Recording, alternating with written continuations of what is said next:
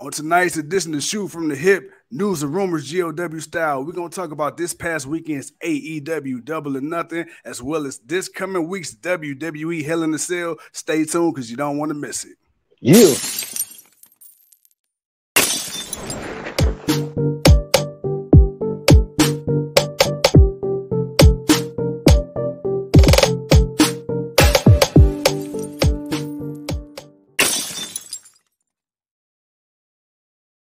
Ladies and gentlemen, what is going on? It's your boy, the 28-year-old piece of gold. He is too cold. Brother, what is good? What is good? We coming off a hell of an AEW Double or Nothing weekend, bro. How are you today? Man, I am good, man. Just got off the work spot. Got out the work spot. Now I'm at the home spot, sitting here doing a little 2K20, WWE, that is. Man, ready to do the show with you, man. I know the people been waiting. Sorry, man, Tuco has some holiday food to get rid of, but hey, my bad. When emergencies call, they call. But other than that, bro, I'm ready. I'm good. It's Tuesday. We had the Monday Night Raw. We had the pay-per-view. We had a great pay-per-view. We had a butt shit show on Raw. So yeah, man, it was a hell of a couple of days, man. So let's get into it, man. We got some stuff to talk about. Hey, Tuco, man, before I start, Leo, what's going on? Lonnie, what's up? Good to see you tuned in. Kevin Smith, what's happening, brother? And Alex, what is going on? What is going on? Oh, the people is here today. What's good? We got the people in. We sober. I'm sober. I'm gonna say you sober. But hey, like I said, so we're gonna talk about what happened at Double or Nothing this past Sunday. We're also gonna talk about the latest news and rumors heading into WWE Hell in a Cell this weekend. But just in case you've been living under a rock or just haven't had a way to see what happened this past Sunday, I got a little something for you. Check it out, guys.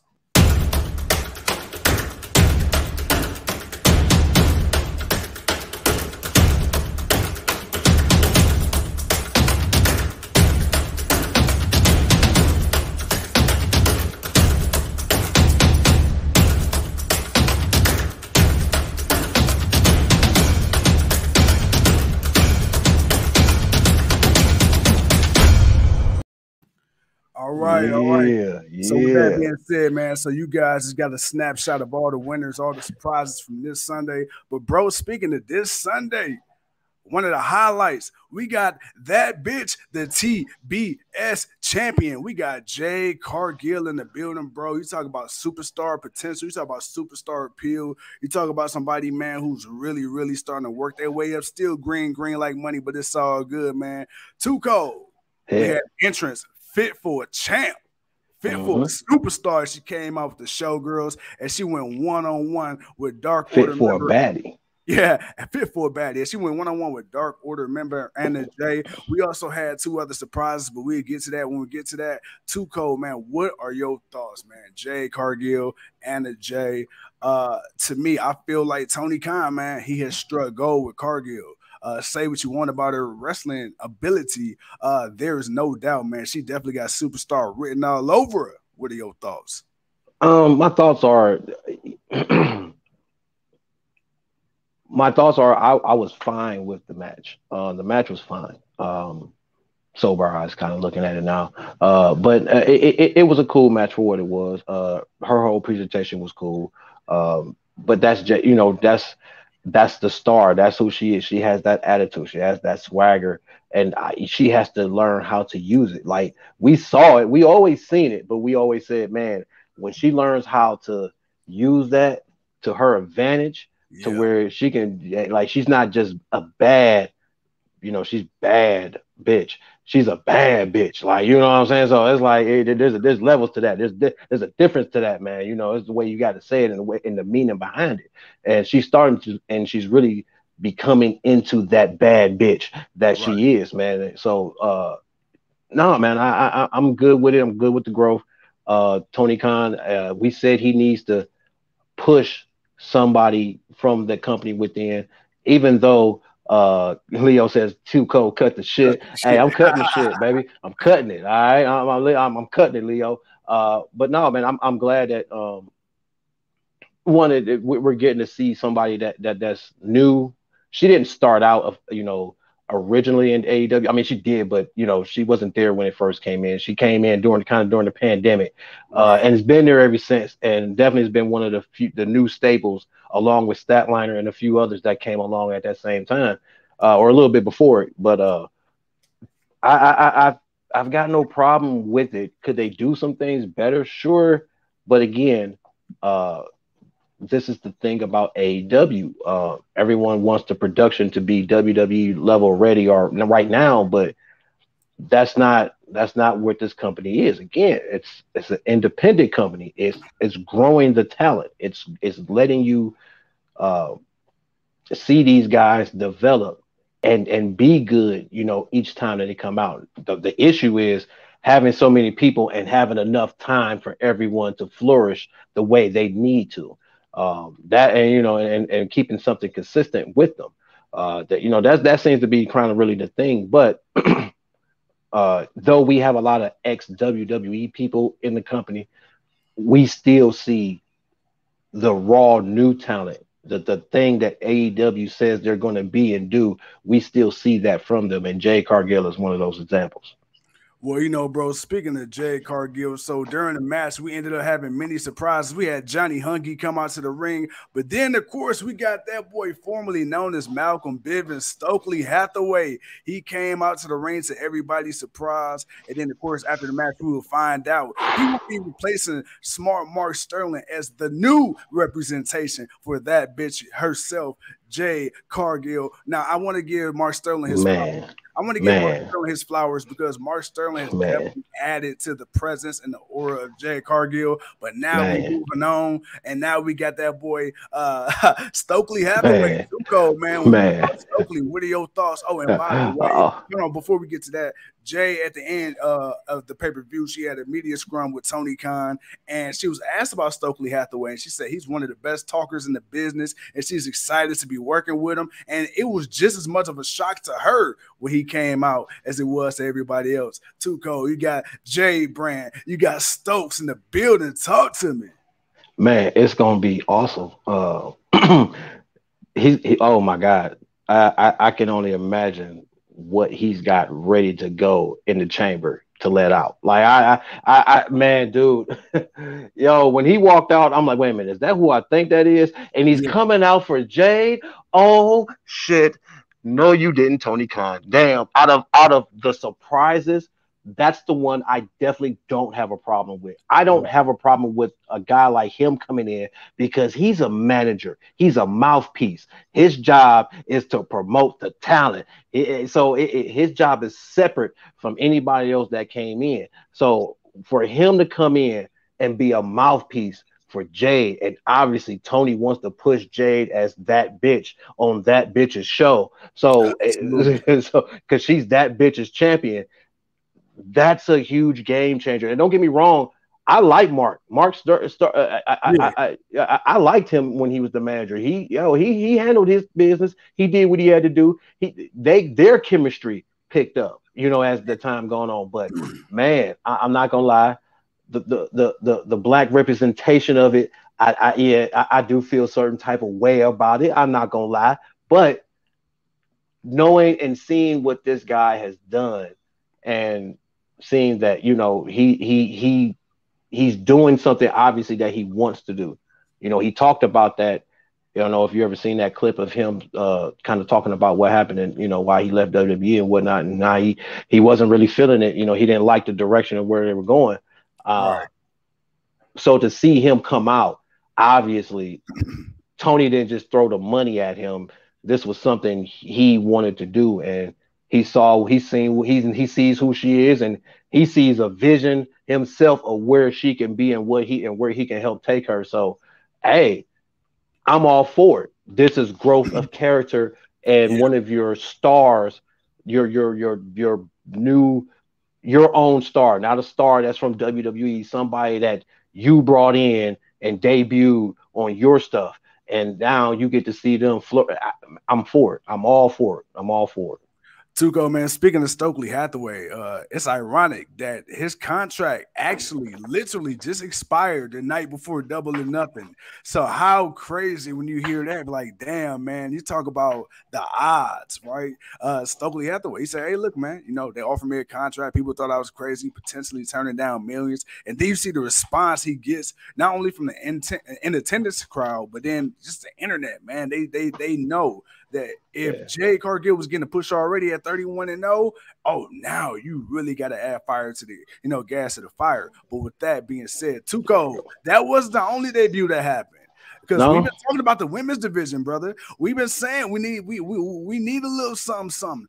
And guess who we got, man? We got the fallen goddess herself, former WWE superstar Ember Moon, now known as Athena. Oh my God, bro. We had a stare down between her and Jade Cargill. We also had a moment where, like, Chris Statlander, Jade Cargill was about to get it on like a pot of neck bone. Too cold. We got our girl back, and she's here, and she's all elite. What are your thoughts, man, when you seen her coming down to the ring? I was happy to see her. I'm not sure. Like I'm I'm a fan of her, so I was happy to see her. But again, like most people, like, damn, Tony, another one. Okay, but it's for the women's division. Division.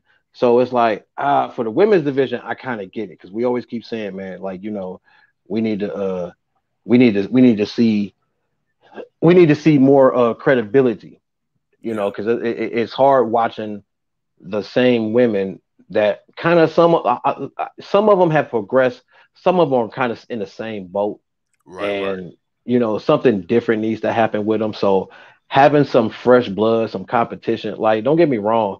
Again, AEW is, of course, a place where people are going to come to make a name for themselves, but it's also a place for those people that feel like they weren't respected can get an opportunity to show what they truly have. So, you know, as much as people want to say, yeah, the WWE are drowning it out, in a way, they're kind of supposed to.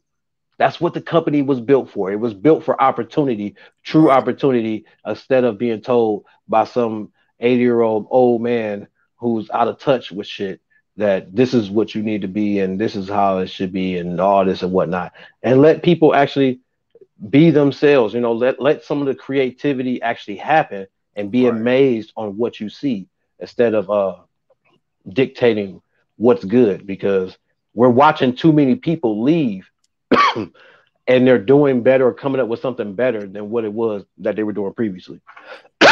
Excuse me. Speaking of watching people leave, so we wasn't sure we was gonna get this match. So we got the first match on the main card. We got Wardlow versus the Salts of the Earth, Maxwell Jacob Freeman. They did battle, but too cold. It wasn't what people thought it was going to be. We almost thought we was gonna have a Hulk Hogan NWO type situation going on. Finger poke of doom. Yeah, you know, the finger poke of doom, but MJF, you know, he went in, he did the D, he took about 10 power bombs from Wardlow. But then after that, man, he was seen stretchered out. Of course, the reports are that MJF and Tony Khan, they had a sit-down meeting after Double or Nothing the day after. But the night of, according to PW Insider, MJF left the building immediately after being stretchered out. He did not remain for the rest of Double or Nothing, as he was seen exiting the venue with Pat Buck, AEW producer. Wade Keller has also said more than one source has said that the treatment that Cody Rhodes has received by WWE on and off air has given MJF a good impression on how he will be featured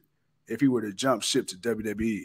Tuco, with that being said, let's go one by one. What are your thoughts on MJF and Wardlow? And then two, what do you think about this MJF, man, and Tony Khan? It seemed like they cannot get it together. As far as the match went actually how I thought it would go. I didn't expect MJF to really dominate over Wardlow. No, this was, in a way, this was supposed to be a squash match, but it was supposed to, you know, it was just the way that it was supposed to happen, you know, instead of, you know, Wardlow just coming out and just squashing him, you know, like finger poke of doom. So the match kind of happened the way I thought it would. MJF tried to be sneaky, he tried to pull some tricks, but a motivated Wardlow wasn't having it, and he gave MJF all that frustration all them years that was built up.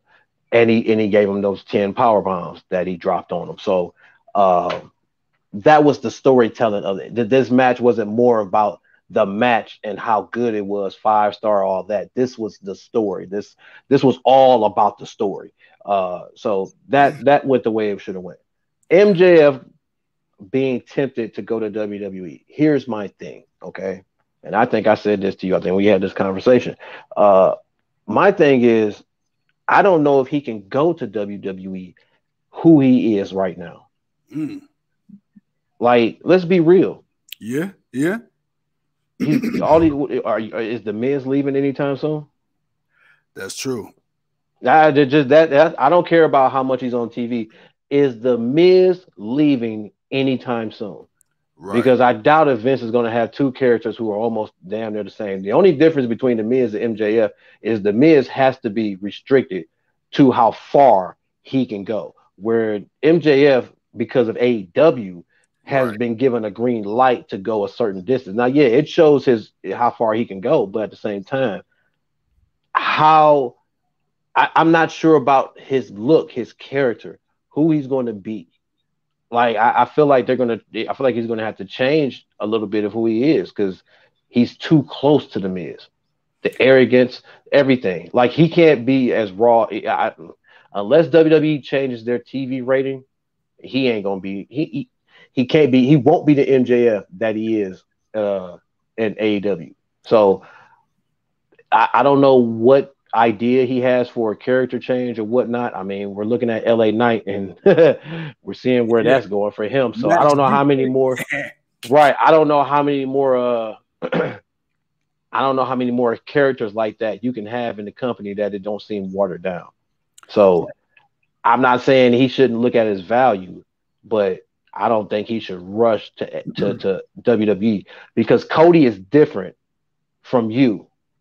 Cody already had a time and a name. Cody has a name first and foremost. And Cody has time in WWE. Yeah. So people just want to see the guy be the true self, the true person that he is now. The thing about MJF, as true as he may be, you got another guy like Mike Mizanin called The Miz, who is exactly that same dude. And he would be as vicious if Vince will allow him to say some of the stuff that MJF says. So again, it's going to be character thing. That's going to be the big issue for me. How is he going to be presented in WWE, and will people buy into it? That's the big issue. Really quick before I continue, Earl, what's going on? Kimberly, I didn't get the chance to Kimberly, what's happening? What is going on? What is going on? A2Co. So I want to talk to you about MJF. So MJF says he feels like he should be paid like a top talent. The report is that TK, Tony Khan, said he's willing to pay MJF like a top talent. The rumor is, while we don't know exactly how much he makes compared to top talent that's getting paid, like, you know, CM Punk and Adam Cole, which are some of the names that were dropped. Again, these are rumors, so, you know, feel free to, you know, double check and verify that. But the rumor is, man, there's people that's getting paid 2 to 3 times as much as he is, and he feels like he's worth that. Tuco, I definitely believe Vince McMahon, even just out of spite, will be willing to pay the money for MJF. But let me ask you, man, because I said this before. I go on record to say it again. I think MJF is not only one of the best heels, actually probably the best heel in AEW. I think he's one of the best heels in all of professional wrestling. Do you believe that MJF is worth his weight in gold? Do you think he is what he say he is? In AEW standards, he is. See, like you said, Vince him the money and don't do shit with him. So at worst, yeah, he'll get paid, but that's wasted years. I always say that's wasted time, dude, where you went to this company and let them make you into a joke because they really didn't buy into what you thought you said you were. Or then you're going to have issues with them because you're going to have a vision for what you should be or how far you should go. And again, I mean, maybe it'll work, maybe it won't. We won't know until it actually happens. But it's still gonna. That's the big thing. We got to wait to see what happens. But again, I still got to wait to see how long this Cody thing gonna ride. Right now, it's working because it's still the rivalry of him and Seth Rollins. Right. All right. So that's the only thing about it. Now, when that ends, and we got what Money in the Bank or whatever SummerSlam coming up, yeah, then we're gonna have a different conversation. But for right now, and then we'll see how that goes. But for right now,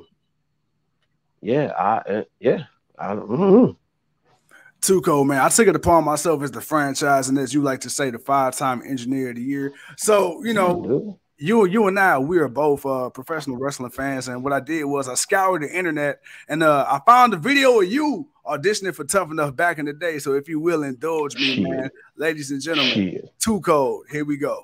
I know that. Up this morning from my usual schedule, checked out on all my lady friends. Then I go on Twitter, I check out my feed, and something catches my eye. Triple H, you asked me if I'm tough enough. Well, Trip, is it okay if I call you Trip? You must not have gotten the memo. My name is Maxwell Jacob Feinstein. I'm a former All-State middle linebacker, a former All-State amateur wrestler, and a present-day lady killer. But these are just facts, Trip. I know what you're really looking for. You're looking for that next big thing. You're looking for the guy with the physical prowess, the charisma, and the attitude. So, Trip, the question isn't if I'm tough enough. No. The question is, are you smart enough to know when the future of your company is looking at you dead in the face? Because my name is Maxwell Jacob Feinstein, and I'm better than you. And you know it. Too Cold, I must say, boy, you got a hell of a rap on you.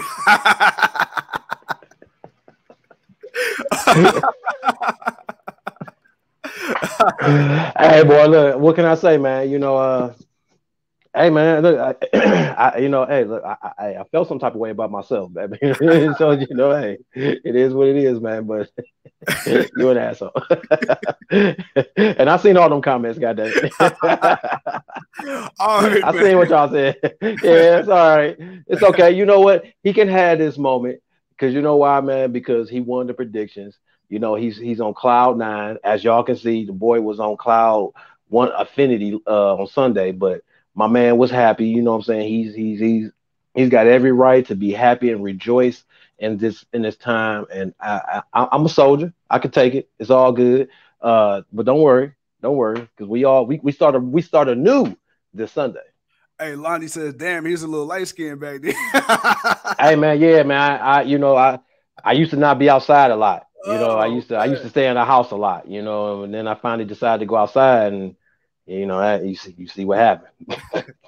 All right, man. Too cold. The talk of the town was this next match. You a fool, man. I love you, brother. I love you too, man. I love you too. This next match, man, it was the talk of the town, and this next guy was the talk of the match. And we're gonna talk it. We're gonna break it down one by one. We're gonna break it down like the walls of Jericho. I'm talking about Anarchy in the arena, man. This match was absolutely crazy. Too cold. I was a little off my rocker, so I didn't remember what happened in person. So I had to go back and rewatch it today. Man, this match was absolutely brutal. Everybody, and I mean everybody, got their asses handed to them. You got Mox, you got Bryan Danielson, bro. I ain't seen that side of Bryan in a minute, boy. But let me tell you who the standout in this match was to me. I got to give it to that boy Daniel Garcia, the sports entertainer. That boy showed his ass in this match. And then, of course, we got that boy with as high as gas prices are. We got Eddie crazy ass Kingston coming out dousing everybody. Too cold. What did you think of the Anarchy in the arena match? And by the way, TK said this will be a yearly staple moving forward. I don't know about you, but I think that makes more sense than Stadium Stampede. Talk to me. I mean, it was a smart thing to do. You have fans back. I mean, like you said, we understood what Moxley said it best. We understood what the Stadium Stampede was, but well, no, we ain't doing that hokey ass shit. All right, we got the people back. We gonna have this like old school like we normally do. We gonna have Anarchy in the arena, and we got Anarchy in the arena. If the right people are involved, I have no problem with it. Because one, when you look at the Blackpool Combat Club, Kingston, and Santana and Ortiz, you're looking at veterans. You're looking at guys that know how to work these type of matches. You're looking at people that know how to do this, man. So For Jericho to be doing what he's doing with a couple of, one really young upstart guy and Daniel Garcia. Of course, Hager is just Hager, but he's doing his other thing. So, he's good with what he's doing because he's getting TV time, he's getting in that ring, he's doing stuff, and he's looking like the muscle, and he's the muscle. That's what he is. And then, of course, 2.0, because I'm not going to try to remember their new name. They're 2.0. They'll always be 2.0 until they really, really do something great. Then I'll give them their respect. But right now, they're okay because of the other three. But yeah, no,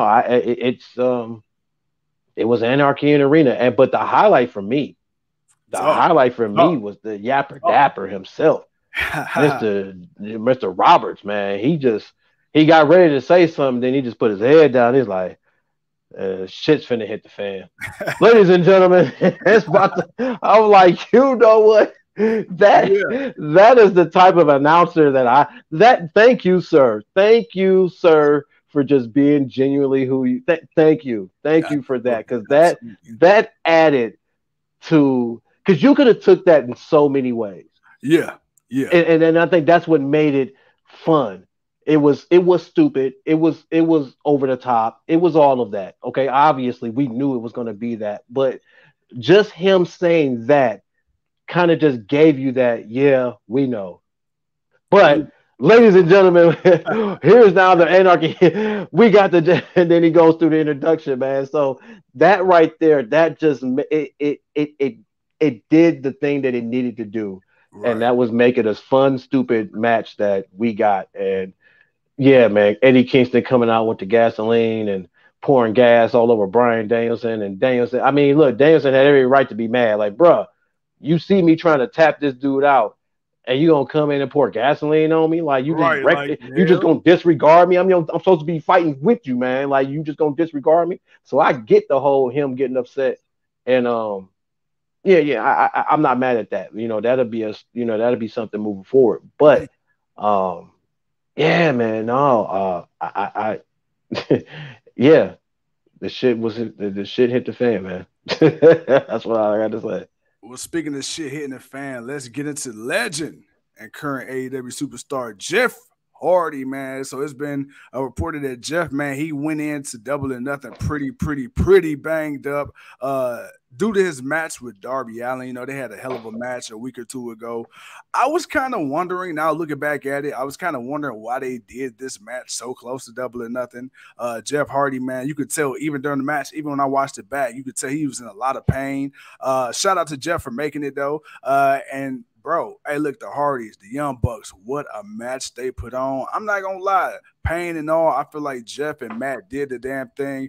Tuco, what are your thoughts on Jeff Hardy? And, hey, man, at this stage of his career, many people thinking he really needs to tone it down. He doesn't need to do as much high-risk stuff, obviously, because of age. What are your thoughts on that, man? Should Jeff keep doing Jeff, or do you think it is about time for him to tone it down? I would hate to see his career end up like Kurt Angle, man. I would definitely hate to see that, or even worse. But if I do think he needs to tone it down a bit, but Jeff isn't a mat wrestler. Yeah, that's the problem. Like, he can do some stuff in the ring, but he's not. That's not his main focus, man. Jeff is free spirit. Jeff is going to use his body to take advantage, and he's gonna do shit that you shouldn't do, and that's the problem. But like they said in their promo on Wednesday, if this is the final ride time, if this is it for them, right? Then okay. Then we need to, Tony, I need you to put this together. You need to do this right. We need to do this now. Like, I don't think you can wait this out.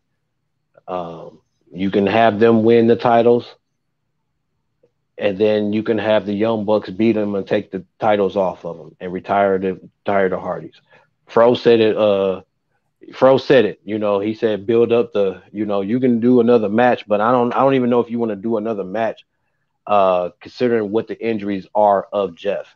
Yeah. It's healing time, when he's going to get back. Like, that all plays a factor. So it's going to be really hard to see what's going to what can transpire. I would like for them to get the AEW Tag Team Champ just for the collection of the belts. Like, yo, I mean, just like when before they came back to WWE, how they were going around, they won it. They won the New Japan, then they went to Impact, then they went to Ring of Honor, and then they went to the NWA. Like, they went around and they took all the tag team belts. They won, and, you know, and this was supposed to be, the WWE was supposed to be in the final run, but we saw how that shaped out. But right. AEW presented itself as something legit enough to where it's like, hey, this is it, man, and let's finish this out here. Let's get these titles. We've won the WCW Tag Team Championships. We've won the WWE Tag Team Championships.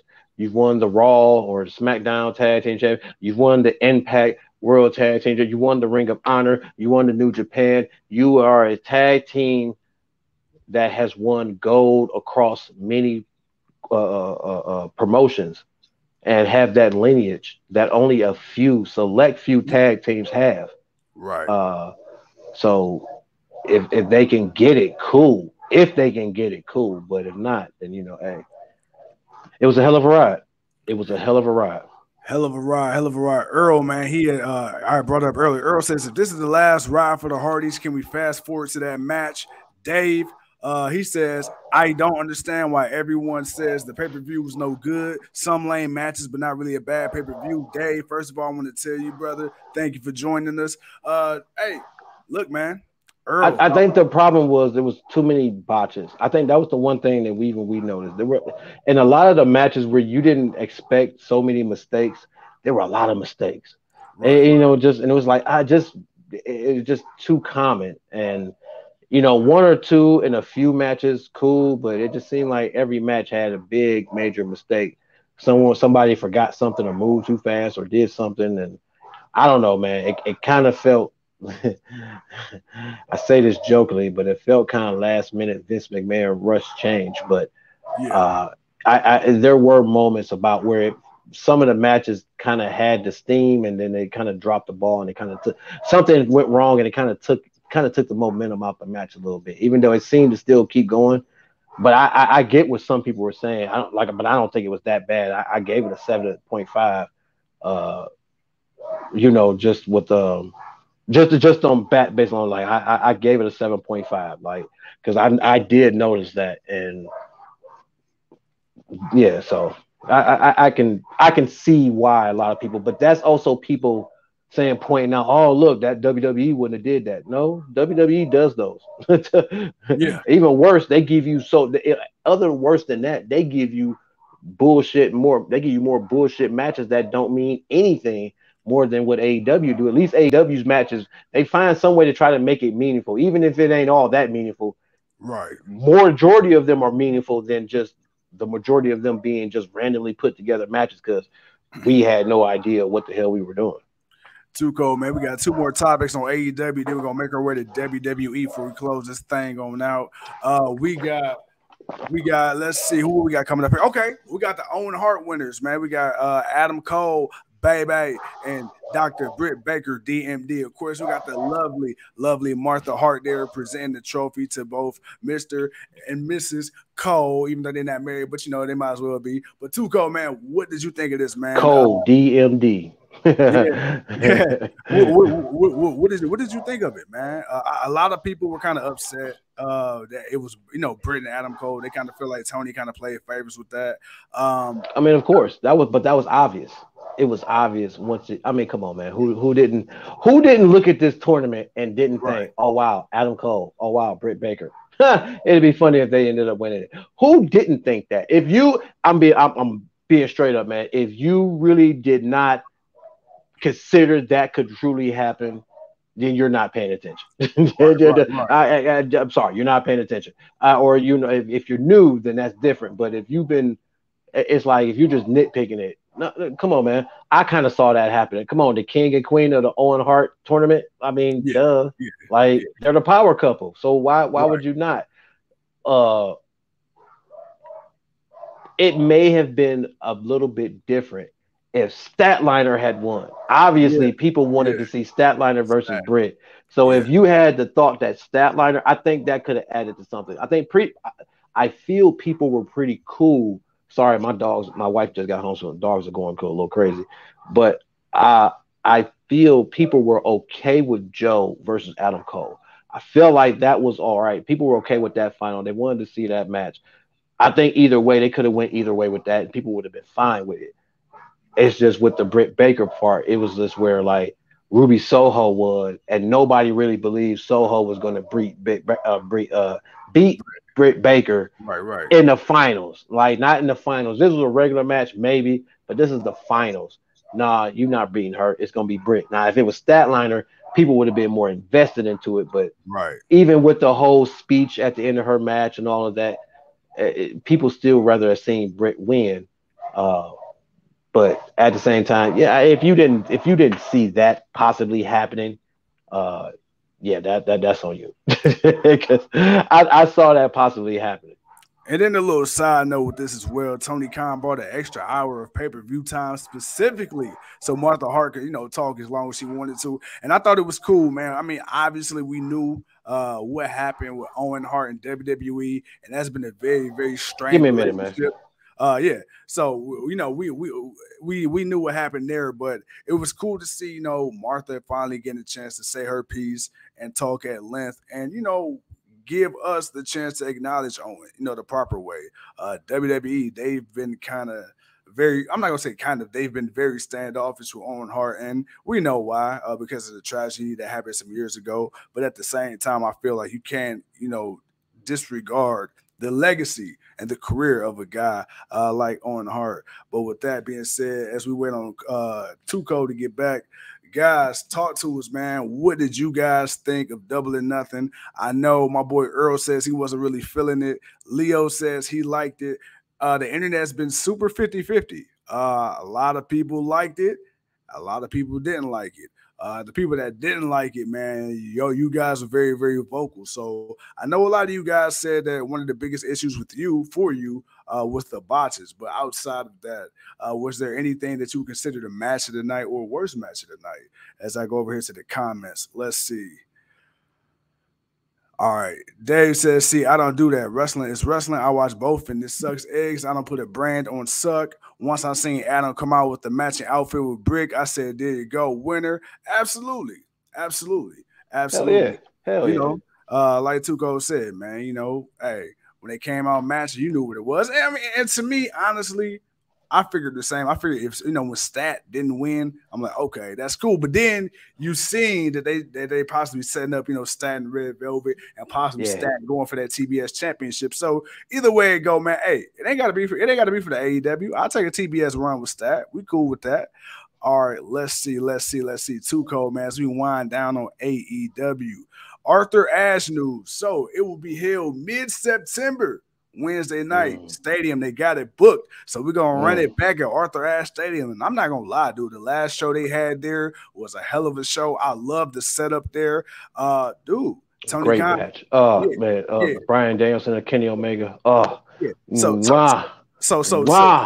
Tony Khan says this Arthur Ashe event, man, this is going to be a yearly AEW, regular show. Of course, well, not regular, but it's not going to be a pay-per-view show. And they like to do shows like this and Fight for the Fallen and so on. Little TV specials. But too cold, man. We running it back. Arthur Ashe in September. Man, talk to me. I know I'm good with it. I'm good. I'm good with it. Because I know Tony's going to put on a hell of a card. Hopefully, injuries aside, that we'll get the matches we're gonna get. It's gonna be Grand Slam. You're gonna get 50,000 people showing up. Was it 50,000? I think it holds or something like that. So it's gonna sell out. So it's gonna do what it do. We just need Tony to put on the quality of matches that he did before. I mean, just do what he did. Don't change the boat. You know what I'm saying? Just keep it flowing. You know what I'm saying? You ain't gotta. You ain't got to do too much to it. Just keep everything going the way it is. And yeah, I'm good with it, man. Let's go. Too cold, man. Speaking of news, we got some WWE news, man. SmackDown drops below 2 million viewers, excuse me. Bro, a lot of people on the internet, they talking about it. We've been talking about it. SmackDown's fall from grace. You know, SmackDown, formerly known as the land of opportunity. And it was crazy because even at the beginning of the year, man, SmackDown was pretty good. But somewhere along the line, man, we fell off dramatically. And one of the biggest dips in quality of SmackDown, you really notice it when Roman Reigns isn't there. And that's saying a lot. That goes to show you exactly how much they've invested in Roman. And I'm not saying we're wrong. You're wrong for that.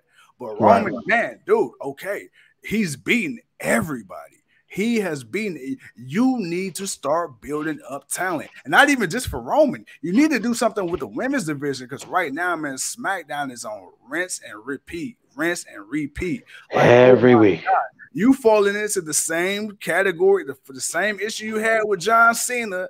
Now it's starting to rear its head with Roman Reigns. John Cena, it was cool at the beginning, and then it got to a point where John Cena became Super Cena. Now I understand Roman Reigns is a little different, a whole different situation, but it ain't different because now you're starting to get into uncharted territory because now the company as a whole has been completely, especially on the SmackDown side, dependent on Roman Reigns. Like literally, one man not being on the show should not sink the morale of the viewer from watching your show because he's the most interesting thing. I mean, hell, you will get Roman Reigns. It is when you're not putting as much effort into everything else. Yeah. When you put so much into this one thing, and then everything else you just throw out there and you just, we'll just wing it and see what happens with it and we'll go from there. Of course, you're going to see that dramatic difference. So that's why when we got the reports that he got a reduced schedule, we're like, oh, shit, Vince allowed this? Well, he ain't got no choice. What else are you going to do? You ain't pushing people like that. So it's like, dude, and who else is there for him to really beat? So there's no point in him really being out there. You're going to milk the hell out of this Drew McIntyre and Roman feud until what, September? Like, all right, but you gotta, well, we thought you might have Randy, but Randy's out, so maybe you'll have Riddle. So you got Riddle, but then you possibly got Cody in the mix, maybe, depending on what happens there or whatnot. But again, you're not putting the effort in everybody else, and you're changing people's names, you're changing the gimmick. Like those casual fans that actually do watch NXT and stuff like that, I know they've got to feel somewhat the way I feel. Like, how do you continue to present people one way and we like that way? Like, that way is what's getting them over. Then you present them as this new thing and it's just not, it's not doing it. Like the Butch thing, I don't, man, it's hit or miss. Okay. But at this point, man, it's like, dude, this dude is so much more. He is not this ambitious. He is not this, reckless. Like, he's reckless, but he's calculated reckless. Like, this dude, man, will break you down, man. He is a manipulator, man, of the joints. All right. This dude, Pete Dunne, will fuck you up. I'm sorry, but it's early, but he will do that to you. Butch is, I hate it. I hate it. And it doesn't make me, I can't look at them the same. Like, I can't get the same anticipation when I see them because they're not doing the things that I'm used to seeing them do that makes me like them, going out there and putting on great matches. And you got to have promos, but dude, man, come on, man. I mean, damn, I'm tired of seeing Happy Corbin. Right, yeah. Like, I want him to go to Lone Wolf. I feel like I thought he was going back to Lone Wolf, but he still seems to be Happy Corbin. But I don't know, man. Too cold, man. Last little bit of information. So, like I said, we got this Sunday, we got the WWE Hell in a Cell pay-per-view. Of course, that means we got our prediction show coming to you on Thursday. I got the match card up right now. There is no SmackDown match on the card. This is looking like strictly a Raw-only event. We got Cody Rhodes and Seth Rollins going to Hell in a Cell. We got Bianca Belair, Asuka, Becky Lynch. They got a triple threat for the Raw Women's Championship. We got Bobby Lashley and Omos, and don't care about that. U.S. Championship, we got that boy Theory versus Mustafa Ali. You got that boy Ezekiel, a.k.a. Elias, versus Kevin Owens. And then, of course, man, you got Liv Morgan and the Club versus the Judgment Day. Too cold. I'm looking at it right now. It's only 2 matches on this card I really don't care about, and that's Ezekiel and Kevin Owens. But I got to give Kevin Owens that respect. But Bobby Lashley, I really don't. Dude, you said that wrong. I'm sorry, you said that wrong because there's only 2 matches I see on this card that is worthy. Really? Who? The 2 you got at the top, the triple threat, and then Cody Rhodes versus Seth. That's it. The rest of that shit is garbage, dude. I'm sorry. No, I don't mean to say garbage like that. No, yes, I do. I do mean to say garbage like that. No, stop it. Stop it. No, stop it. No. Put that graphic back up. Put that graphic back up. Put the graphic back up. All right, put the graphic back up. All right, see, look here, man. Okay, Seth Rollins, Cody Rhodes, we already know what that is. We already know what we're going to expect from them. Cool. Bianca, Asuka, Becky, we know what these 3 women can do. So it's like, all right, the story ain't too bad. It's #1 contendership. Becky's been on this trip, since she lost, and she just shitting on Asuka, and Asuka's being back, and Asuka's, and they got a story to work with. It's something respectable. So I'm going to give it his respect because it's the ladies, not just because it's the ladies, but because it is respectable. There's something to play off of that. I always thought that there would be a story to be played off of Becky giving the title to Asuka because she had got pregnant. So I always thought that there would be something that they could play off of, and they doing it. I'm good with it. And it also plays off the Becky getting her rematch against Bianca. You still got that storyline. So cool. You got that. Now let's break down the rest of these matches. Okay. You got Bobby Lashley versus Omos and MVP in a Hell in a Cell. You notice my silence? Okay. Now we got we got Austin Theory versus Mustafa Ali. This may actually be cool if given the time to be. I like the talent. So I this is a maybe. I can't give this a definite that this will be a great match. Ezekiel versus Kevin Owens, I give no shit for this match, period. I'd rather watch Omos versus Bobby Lashley than to watch Kevin Owens versus Ezekiel. And the 6-man mixed match tag match, that actually may be respectable. I'll give that a maybe also because of who's in it. Because it's Edge, it's Damian Priest, it's Rhea Ripley, it's Finn Balor, and it's AJ Styles. I don't care for Liv Morgan, so I'm not going to give her credit. She's just there as to be a body. And she just broke up with Rhea Ripley as a tag team, so of course they're using that as the story. Outside of that, I trust everyone else in this match, but I'm giving it a maybe. Just depending on what can happen. So you got the U.S. Championship and you got that trios match, but the other 2 matches, you can kick water with that. And the 2 at the top, yeah, cool. The 2 at the top, cool. I can't say nothing bad about that. Those are going to be the 2 matches people are going to want to watch. But the rest, that's the card. That's the card.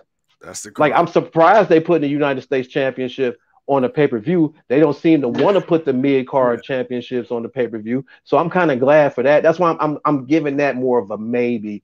Okay, something may work out with that. But man, come on, man. No. All right, well, too cold, man. With that being said, we talked about a lot in this 48, about to be 49 minutes. We definitely had to get the people to show, man. We took yesterday off. We had to recover from me had to recover from Sunday. Had to recover from Sunday. We back at it because guess what, man? This Thursday, I'm about to lay the SmackDown 2 times on my boy Too Cold. First of all, we got another WWE Evil Series recap. We got Roman Reigns, the Tribal Chief, and then we're gonna follow that thing on up with of course a Cell prediction show.